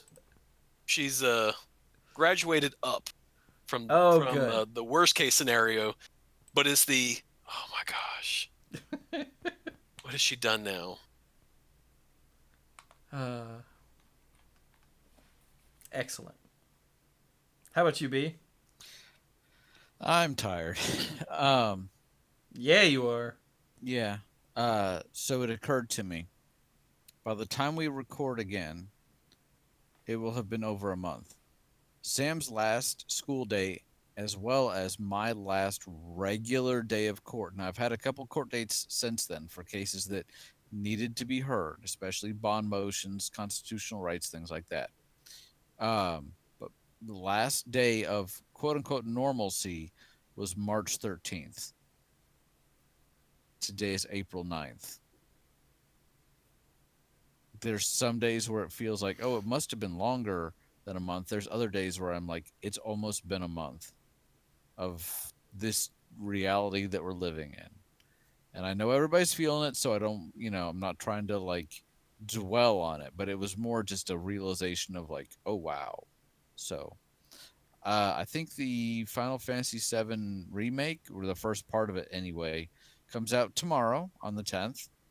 I think I'm going to hold off for just a little bit because it's not a game I'm going to play, obviously, in front of Sam for reasons I've discussed before, doing the little trial that they sent out, the little demo, which I loved, but, language and, that sort of stuff. Anyway, but don't really have a ton of time for games right now. I'm trying to get a lot of stuff done around here. We talk about putting a fence. We're buying things to construct a garden out back, not a flower garden, but like a vegetable garden. So we're keeping busy here, trying to get out in the sunshine and get some stuff done. So hope everybody out there listening, watching, reading, maybe, I don't know, maybe there's a transcript of this somewhere. I'm not sure. I pity whoever has to transcribe me, but I hope everyone out there is doing the best they can, being hopefully as healthy as reasonably can be expected. So, yeah. Yeah, it's been a long, like, 4 months since February. Feels like it, yeah. How about you, C? That doesn't feel right. It doesn't, does it? I was like, does that work? That doesn't work at No, all. not even slightly. Excuse me, sir. Could you not? I could call you Jay, but that's even weirder. That's even worse. Plus, I found out just recently that Jay, one of the hosts and usually the editor, or one of the editors of Cane and Rinse, who's Jay Taylor, turns out he's actually Jason Taylor. And I'm like, I know I didn't like that guy. I don't trust people named Jason. I just don't. Don't ask why. Except for the maintenance guy here. He's awesome. Anyway, so yes, hello, I'm Chewy. In case you can't tell, there's a new set that just came out for Hearthstone, and after less than 48 hours being out, they've already got nerfs for the new class. So that's been fun, watching that happen. They released the new class, which, like I said before, is sort of like adding purple to Magic. Like, suddenly there's a 10th class, and that's insane. And it's massively overpowered and super consistent and can do all the things. And there was a giant combo version that became available, and Blizzard went, maybe not. And they made some small nerfs. And they're going to keep making small nerfs. And Infinius just threw 100 bits and says, I wouldn't trust people named Jason either. Yeah, especially people named Jason that live in the future. Screw those people. Where do you live again, Infinius? In the future. Anyway. So, I bet I say some guy's name that lives in the future first on my list here in just a minute. That'll be weird. I don't trust that guy, but he gives me money. Anyway, yeah, so with the new set, not only is it a new set, but it was rotation. So, Mike and Brian and I did the full set review of all the cards across 3 videos. And then Mike and I did a look back at the cards that are rotating out. And then I did the prologue, which is the Demon Hunter prologue. It's a story from Illidan's perspective about him becoming a demon hunter and why. And he really tries to do look, it wasn't my fault, I'm a good guy. Yeah. And he still kind of comes across like a dick. So... Yeah, it's kind of heavily biased. I love in that first battle how he's fighting a demon and he's like, "Oh, your spells are so awesome," and stuff like that. And He he goes, the nice demon is, warglaives. I want them. he's like, the demon is like, "Come to the dark side," and he's like, "Maybe, no, maybe." So he's not a super reliable narrator. Not so much, no. Mm. It was fun to play though. And that video will be going up in the next few days, along with all that other stuff that's already gone up. I think the look back, if you're watching this later, will go up. Is already up, but if you're watching this live, I think that's what's going up tomorrow. I'm pretty sure. Also, on the YouTube channel, I'm gonna get back to Halo Wars. I've got 5 more missions to put up as videos. I've got the rest of the game Maze, Maize, that goofy point and click first person, the game with the surly Russian teddy bear that calls everybody idiot. That is so much fun. I sort of got caught up with all the time sensitive Hearthstone stuff, so I had to stop with Maze, but that'll start up again soon.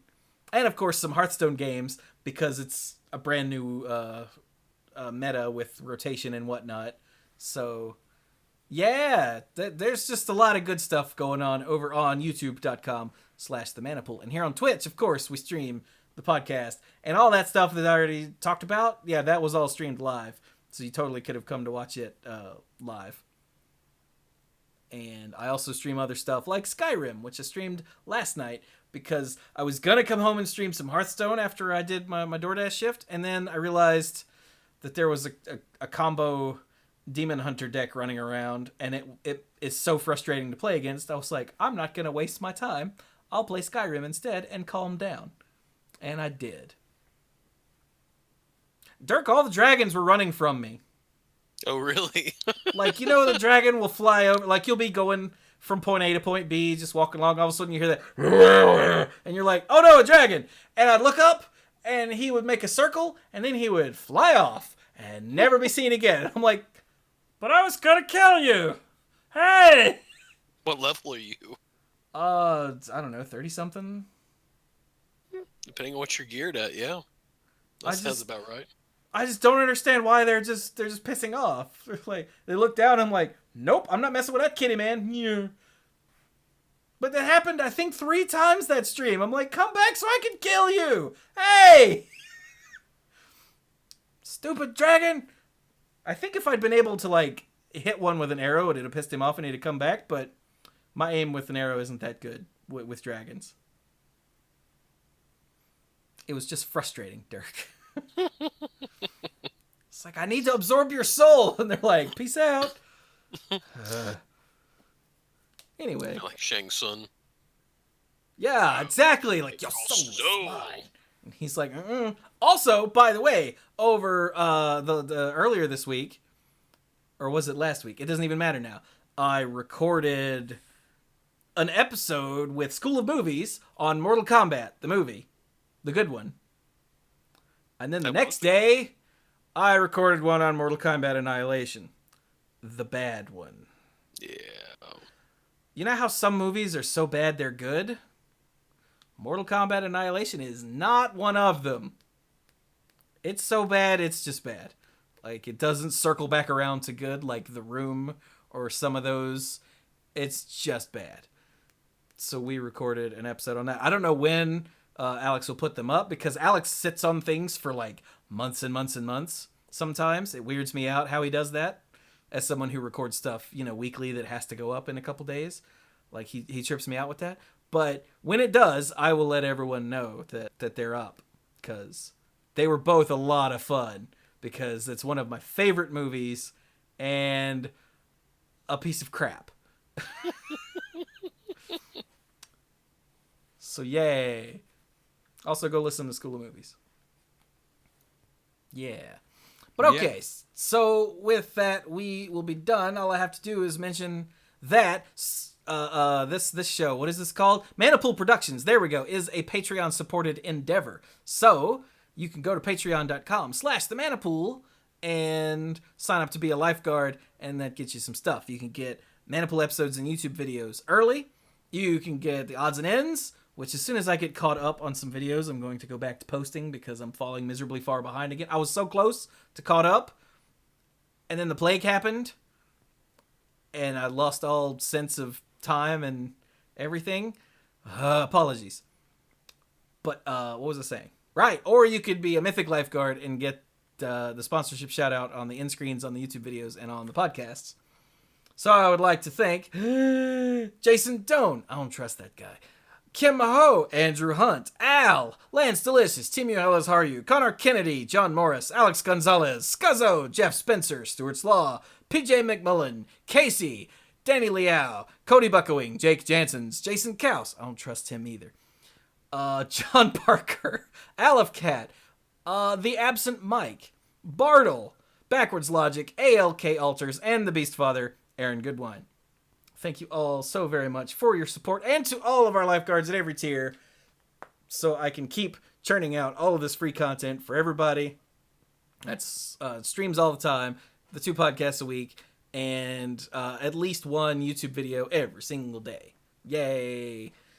All this stuff for you to watch while you're stuck in the house in quarantine. Yes. All right, and with that, we will be done with the mana pool number 587. Commander 2020 looks pretty awesome. It's kind of a bummer that I'm not going to be able to afford any of that, but I haven't for a couple years now, or several years now, and it doesn't really bother me. There's some good stuff in there, though, right? Yeah. Nice. But okay, so I hope you all have a fabulous, fabulous period of time until someone else tells you this. Come back next week for Ikoria, where that'll be the focus. Yes. Oh my god, we did do it like Wizards did. Except instead of smashing it all together, we did 1 week of Ikoria, 1 week of Commander, and then next week is Ikoria again. Damn it, WotC! Oh well. So, thank you all so very much for joining us, and go play some Magic.